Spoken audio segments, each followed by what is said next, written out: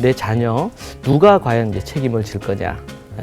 거기에 교육의 책임이 학교에 있느냐, 아니면은 교회에 있느냐, 아니면은 가정에 있느냐. 성경은 우리에게 그것을 자연스럽게 이 부모가 책임을 갖는 것으로 얘기합니다. 엘리 제사장이 자녀 교육에 실패한 원인이 뭐라고 했죠? 카하지 않았다 그랬어요. 강하게 뭔가 잘못된 것에 대해서 고쳐주기 위해서 그렇게 하지 않았다는 거예요. 다윗이 자녀 교육에 실패한 원인도 그것은 아짜부하지 않았어요. 억지로라도 그것을 못하도록 막아서고 고통스럽게 하더라도 죄악된 길에서 돌이키도록 자식들을 이끌어줬어야 되는데 그렇게 하지 않았습니다. 그 아이가 건강하게도 자라야 되겠죠. 더 나아가서 정말 성숙한 하나님의 사람이 되도록 훈련시키는 작업을 계속 해줘야 된다.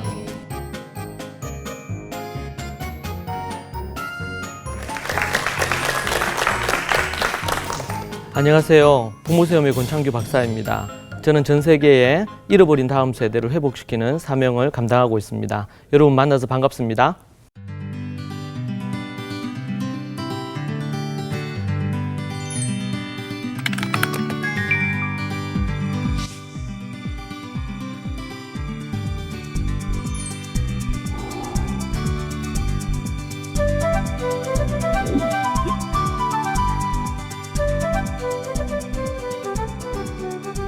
오늘은 여러분과 함께 함께 다룰 부분들이 우리의 자녀, 우리 교육에 있어서 대상이 자녀인데 이 자녀에 대해서 어떻게 우리가 이해할 것이냐. 그래서 제가 제목을 성경적인 인간론으로 교육하라 이렇게 제목을 붙여봤습니다.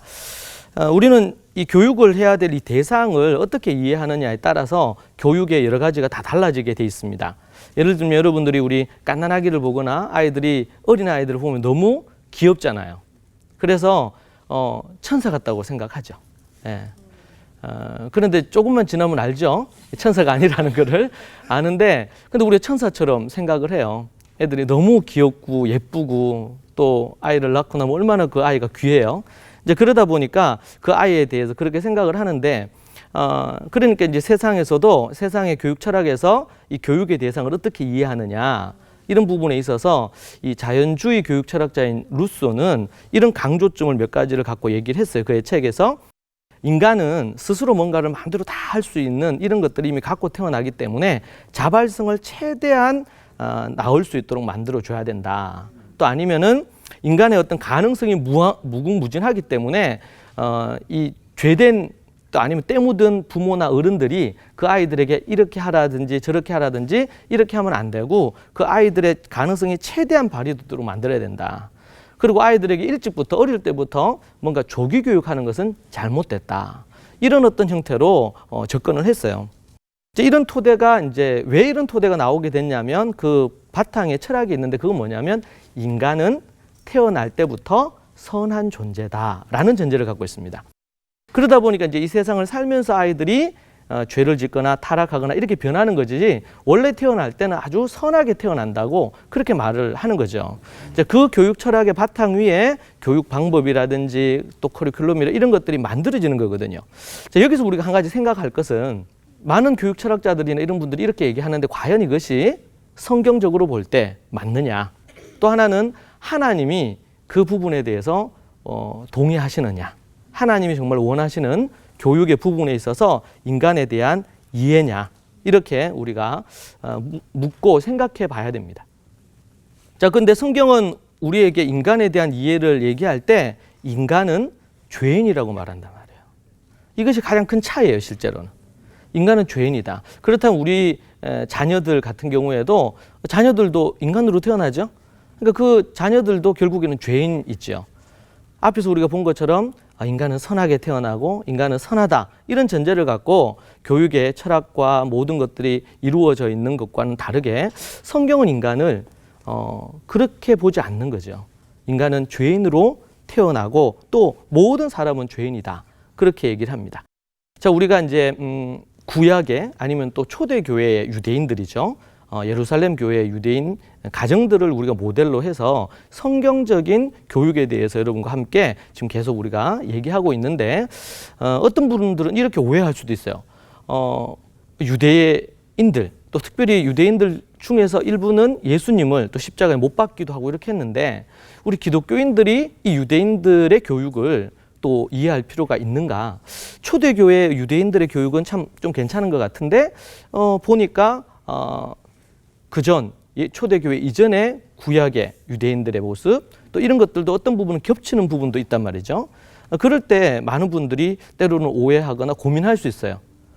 우리가 구약의 유대인들이죠. 유대인들의 경건한 유대인들의 이 교육을 우리가 이해하고 생각해야 되느냐. 자, 우리가 계속 공부하고 있는 이 내용들이 우리가 유대인이 되거나 아니면 유대교인이 되기 위해서 우리가 이 부분에 대해서 우리가 접근하는 것이 아닙니다. 우리 초대교회 예루살렘 교회는 배경이 유대적인 배경을 갖고 있어요. 그리고 예수님의 12 사도들도 모두 다 유대인입니다.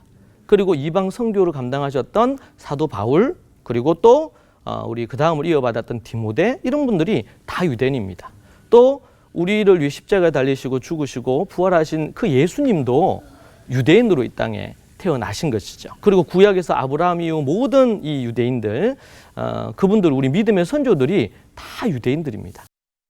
이제 그런 부분에서 우리가 초대교회는 그러한 유대적인 배경의 바탕 위에서 교회가 세워지고 그렇게 이루어졌으며 그 이후에 예루살렘 초대교회 이후 2000년 동안 현재 우리가 믿는 데까지 계속 이어져 왔다는 사실에 대해서 이해를 해야 됩니다. 자, 그런데 여기서 우리 한 가지 기억할 것은 창세기 2장에 보면 아담과 하와가 범죄하죠. 예, 범죄하는데 이 유대 배경에서 그리고 유대교에서는 이 예수님을 믿고 인간이 죄인이라는 사실에 대한 명확한 이해가 없다 보니까 그 창세기 2장에 나오는 아담과 하와가 범죄한 것을 이 원죄, 이거 심각하게 이걸 다루지 않습니다.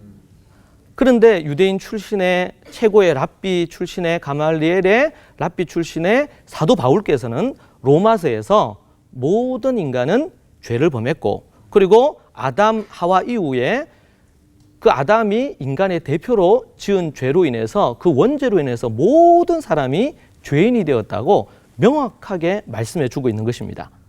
그런 부분에서 우리 유대교회에서 이해하는 이 인간 이해의 어떤 부분과 예수님 이후에 유대인들이었지만 예수님 이후에 예수님을 통해서 복음을 알고 그리고 신약의 빛에서 구약을 이해하는 부분들이 없는 유대인들의 이 인간 이해와 초대교회 그리고 예수님을 믿는 이들의 이런 이해는 좀 다릅니다. 그래서 사도 바울이 얘기하는 부분은 그 부분은 그 사도 바울도 유대인이셨는데 최고의 학자셨죠. 율법학자.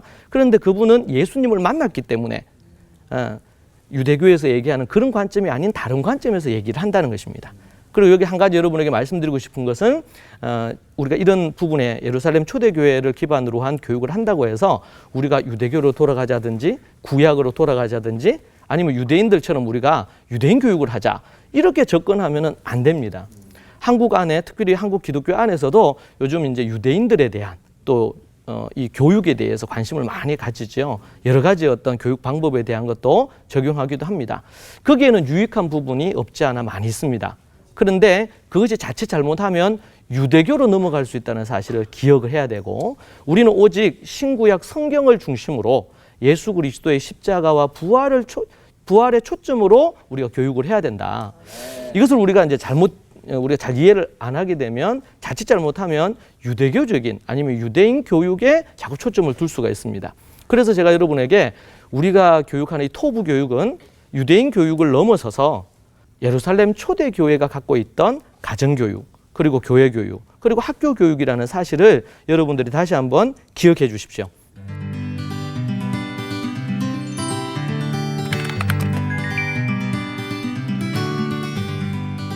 우리가 다시 돌아가서 인간은 죄인으로 태어난다고 했습니다. 자, 인간이 죄인인지 우리가 성경에서 한번 살펴보면 예레미야 17장 9절의 말씀 보면 인간의 마음은 거짓되고 심히 부패한 것이라고 그렇게 말씀하고 있습니다. 그러니까 아이들도 인간이기 때문에 아이들의 마음에도 거짓되고 부패한 마음이 있겠죠. 그리고 창세기 6장 5절에도 보면 여호와께서 사람의 죄악이 세상에 가득함과 그의 마음으로 생각하는 모든 계획이 항상 악할 뿐임을 보시고, 하나님이 보실 때 인간이 생각하는 것, 계획한 모든 것들이 악하더라는 거죠.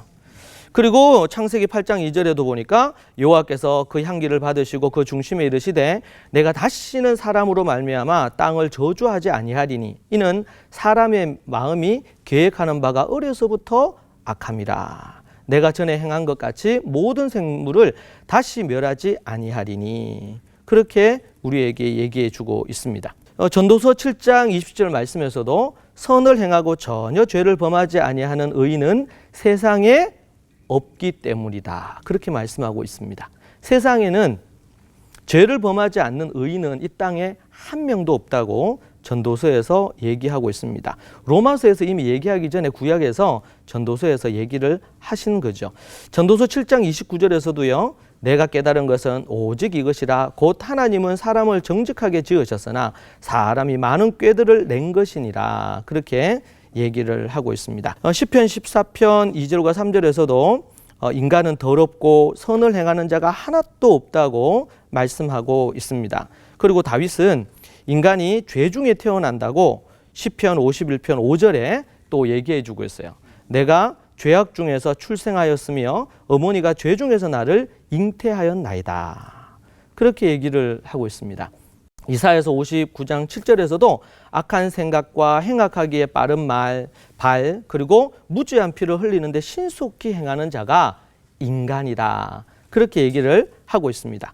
로마서의 말씀 보면 의인은 없나니 하나도 없으며 깨닫는 자도 없고 하나님을 찾는 자도 없고 다 치우쳐 함께 무익하게 되고 선을 행하는 자는 없나니 하나도 없도다. 그렇게 우리에게 말씀해 주고 있습니다. 자, 이렇게 보면 여러분 이제 확실하게 뭔지 아시겠죠? 제가 이 성경 구조들 여러 구조들 여러분 소개한 이유는 인간이 뭐라는 거예요? 죄인이다. 앞에서 얘기한 것처럼 많은 교육 철학자들, 세상의 철학자들은 인간은 선하다.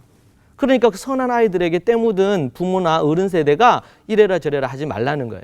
그냥 가만히 놔두면 그 아이들은 선하게 자란다고 그렇게 얘기를 하는 것입니다. 그런데 성경은 결코 그렇게 말하지 않습니다.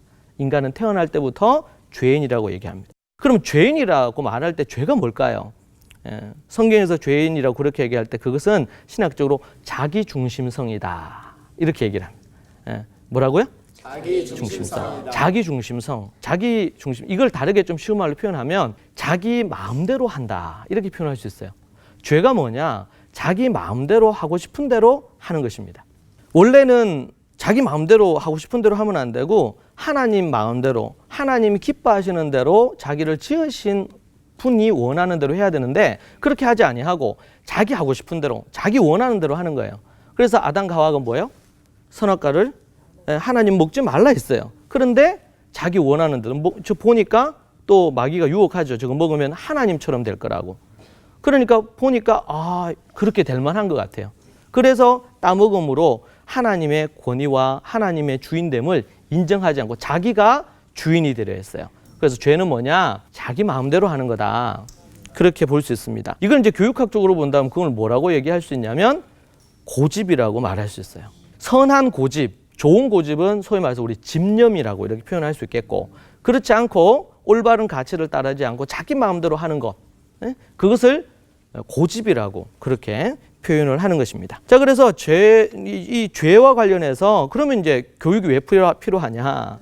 성경적으로 보면 이 자기 마음대로 하려고 하는 죄인으로 태어난 아이들, 인간들을 교육을 해서 하나님이 원하시는 모습으로 바꾸어내는 작업을 하는 것입니다.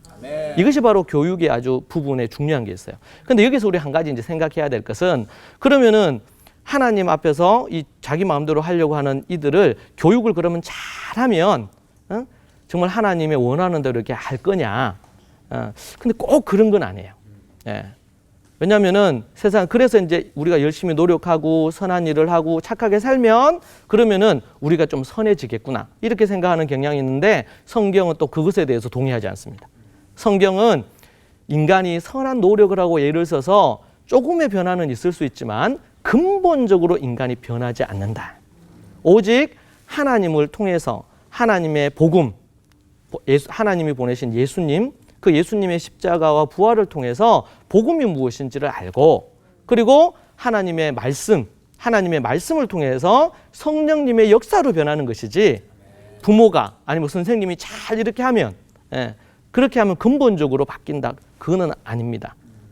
그렇지만 그러면은 그 아이가 예수님 믿고 거듭나고 이렇게 하기 전까지 그럼 내버려 둘까요? 가만히 놔두면 그 아이들은 그러면은 복음을 믿고 나서 그럼 그때부터 해야 될까요? 중학생이 돼서 그럼 예수님을 믿고 거듭났다, 그럼 그때로부터 우리가 그러면은 효도 가르치고 또 순종도 가르치고 이렇게 해야 될까요? 또 그거는 아니에요.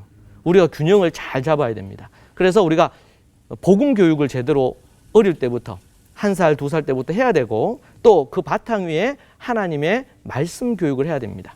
그 좋은 예가 뭐냐면, 예수님 전에 6개월 전에 오신 요한께서 세례를 베풀고 이렇게 하시는 일을 했는데, 그 부분이 부모가 해야 되는 역할과 매우 중요한 부분들이 될 것입니다. 많은 이스라엘 백성들이 아직 예수님 몰라요. 하나님은 알았지만 아직 예수님 안 믿었습니다. 그리고 예수님이 이제 공생의 사역을 하려면 6개월 있어야 돼요. 그런데 그 전부터 이 요한이 어떻게 했어요? 내 뒤에 오시는 분, 그 구세주에 대해서 계속 소개하고, 성경은 보니까 높은 마음, 낮은 이런 것을 평탄하게 하는 일을 했다 그랬어요. 영어에 보면 그게 하이웨이를 만든다, 소위 말해서 고속도로를 만드는 일을 했다는 거예요. 사람들의 마음에 굳은 마음, 딱딱한 마음, 또 안 좋은 여러 가지 마음을 이 요한이 했던 건 뭐냐면 부드럽게 만들어서, 그 만들어진 그것을 토대로 해서 하나님 앞에 올바로 가서 예수님이 오셨을 때 그 예수님을 바로 믿고 그 말씀대로 순종하도록 만들어야 된다는 것입니다. 그래서 우리 마음밭에 대한 얘기들을 우리 한 번씩 설교로 듣잖아요. 좋은 마음밭을 갖도록 어릴 때부터 만드는 것은 예수님을 믿고 하나님의 뜻을 더 온전히 행할 수 있는 그런 근거가 돼요.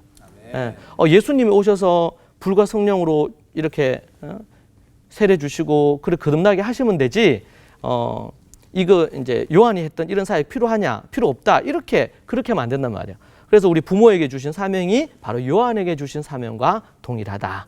그래서 뱃속에 있을 때부터, 그리고 어릴 때부터 부지런히 하나님의 말씀으로 또 복음 교육으로 십자가와 부활에 대해서 가르침으로 그들이 자기를 의지하지 않고 하나님을 의지해서 순종하며 살도록 준비시키면, 하나님의 때의 성령님을 통해서 하나님의 복음과 말씀으로 거듭나게 하시고 하나님 앞에 다니엘, 느헤미야, 에스라, 바울과 같은 인물을 만들 수 있도록 하나님께서 역사하신다는 것입니다. 우리는 물을 주고 씨를 뿌리는 자입니다. 우리는 자녀를 거듭나게 하거나 변화시킬 수 없습니다.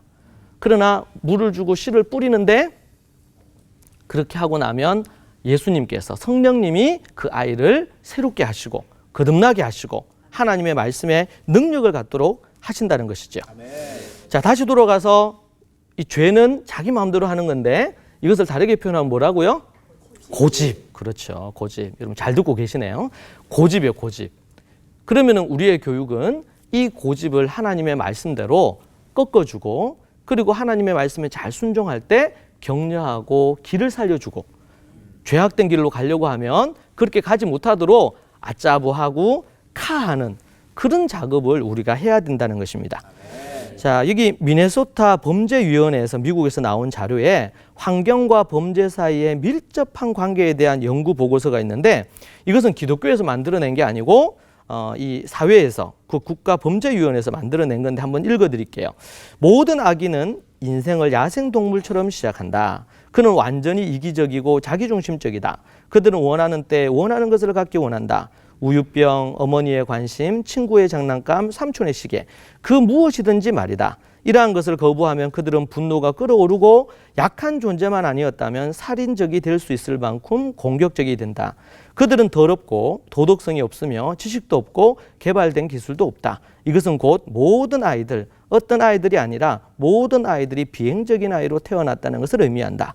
어린 시절에 자기중심적인 세계에서 계속 자라도록 허락받고 모든 충동적인 행위에 지배를 받고 원하는 것들이 충족된 채로 자란다면 모든 아이들은 범죄자나 강도, 살인범, 강간범으로 자라게 될 것이다.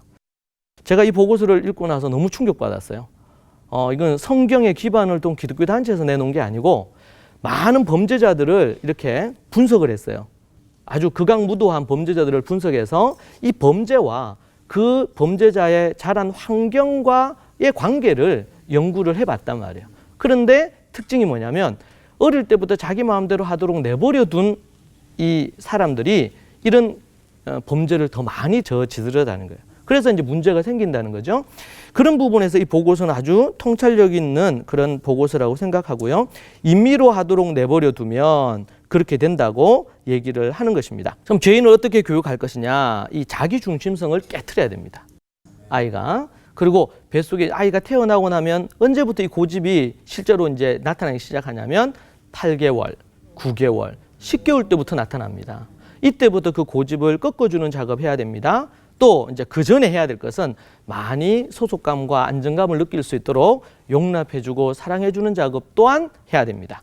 이제 그것을 바탕으로 고집을 꺾어주고 또 잘못된 부분을 고쳐주는 이런 부분을 해야 돼요. 우리는 8개월, 10개월 이런 애들을 이 천사 같은 이 애들이 뭘 안다고 목사님 그렇게 하라고 합니까? 이렇게 얘기하거든요. 근데 다 압니다. 8개월, 9개월, 10개월만 되면 아이들이 다 알아요. 그런 부분에서 우리가 잘 생각을 해야 되겠습니다. 어떻게 하면 기를 살릴 거냐, 또 어떻게 하면은 고집을 꺾을 건지는 이거 너무나 중요한 주제이기 때문에 아주 한 부분씩 나중에 더 자세하게 여러분과 함께 다루도록 그렇게 하겠습니다. 자, 오늘은 우리 살펴봤는데 인간은 어떤 존재라고요? 죄인이다. 그러니까 인간 속에 우리 자녀들도 포함되겠죠? 깐나라기들도 포함되고 3살짜리도 7살짜리도 다 포함됩니다.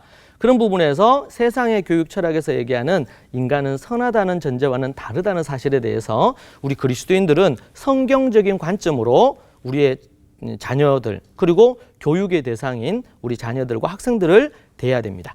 우리 다음 시간에는 우리 초대교회 이 가정교육의 기초가 되는 7가지가 있는데 그 7가지를 여러분에게 소개하는 시간을 갖도록 그렇게 하겠습니다. 7가지는 하나의 교육에 있어서 기초 기둥이 되는 매우 중요한 것입니다. 여러분 다음 주에 이 부분에 대해서 또 우리가 함께 살펴보도록 하겠습니다. 경청해 주셔서 감사합니다. 이 프로그램은 백석대학교와 함께합니다.